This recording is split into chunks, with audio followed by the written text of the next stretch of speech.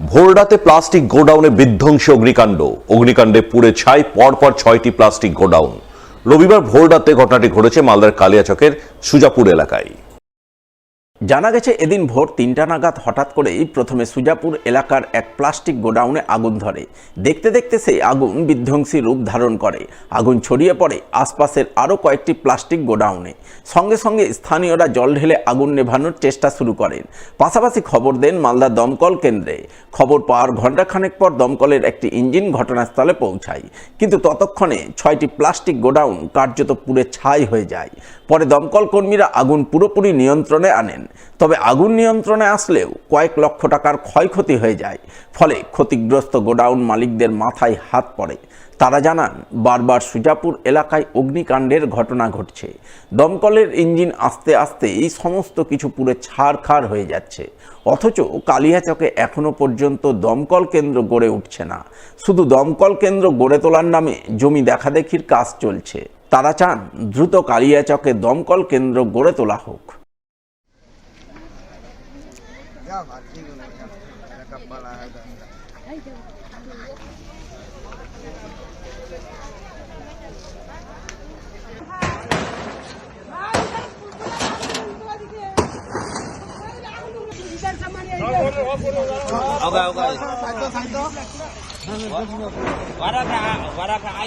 আমার এটা গুদাম আইসা দেখি দুটা গুদাম তো পুরে শেষ হয়ে গেছে। আস্তে করতে এটিও ধরে নিল। ধরার পরে মিনাহার গাড়ি আইলো, তোমার আজান হয় ওই সময় এলো। মানে আগুন যখন পুরে শেষ হয়ে গেছে মাল, মানে তারপর আইলো গাড়ি দুটো। রাত 3টার দিকে লেগেছে আগুনটা। ওটা তো হলো তোমার 5টার দিকে আসলো। মানে সব তো পুড়ে চেঞ্জ হয়ে গেছিল, তারপরে আসলো। কটা গুদাম পুড়েছে এখানে? এখানে 6টা গুদাম পুড়েছে।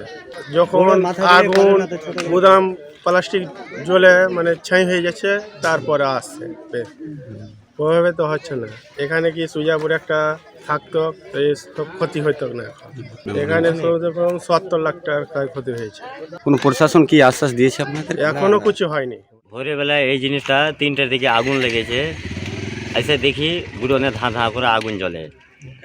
তারপরে তোমার পুরো গ্রামের লোক তোমার ছুটে এসে সব পানি মানি নিয়ে করে।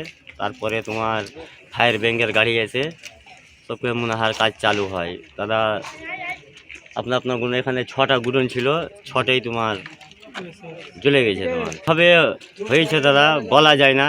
এখন বহু লাগিয়েছে কি নিজের মনে লেগেছে, এটা এখন পুলিশকে তদন্ত করতে হবে। আমাদের সুজাপুরে প্রায় জায়গাতে লাগে। আগুনটা লাগে কিসের জন্য? আমাদের সুজাপুরে প্লাস্টিকের কাজ হয়। এখানে কোনো ফায়ার ব্যাংকের কি কোনো জিনিসের সেফটির জিনিস নাই। এটা জিনিসগুলা দেখতে হবে। বড় মাথা যারা আছে তারাকে গুরুত্ব নিয়ে জিনিসটা করার দরকার।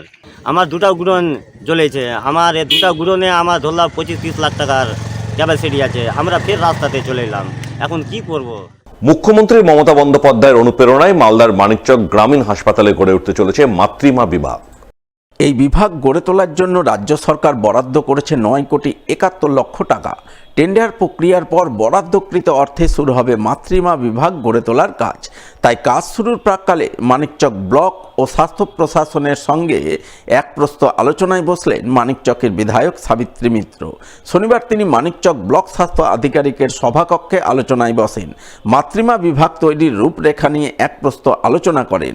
এদিনের এই আলোচনা সভায় বিধায়ক সাবিত্রী মিত্র ছাড়াও হাজির ছিলেন মানিকচকের বিডিও অনুপ চক্রবর্তী, ব্লক স্বাস্থ্য আধিকারিক অভিক শঙ্কর কুমার, পঞ্চায়েত সমিতির সভাপতি পিঙ্কি মণ্ডল সহ অন্যান্যরা। এটা একটা মিনি ম্যাটারনিটি চাইল্ড হাব হচ্ছে মাননীয় মুখ্যমন্ত্রীর অনুপ্রেরণায়। তারই টোটাল প্রচেষ্টায় উনি কল্পতরুর মতো মানিকচকের বিভিন্ন জায়গায় মালদা জেলার সারা পশ্চিমবাংলায় যেভাবে উন্নয়ন করছেন। মানিকচকে উনি একটি মাতৃমা, যেটা উনি স্যাংশন দিয়েছিলেন, তার টোটাল টাকাটা আমাদের কাছে এখন গ্র্যান্ট মানে হয়ে এসছেন। সেগুলো টেন্ডার হবে। ওগুলো টেন্ডার হওয়ার পর কাজটা শুরু হবে। এবং এটা একটা আমাদের কাছে বিশাল বড় পাওনা ছিল মাননীয় মুখ্যমন্ত্রীর কাছ থেকে। এবং তাছাড়াও আরও অনেক কাজ উনি আমাদের এখানে করে চলেছেন।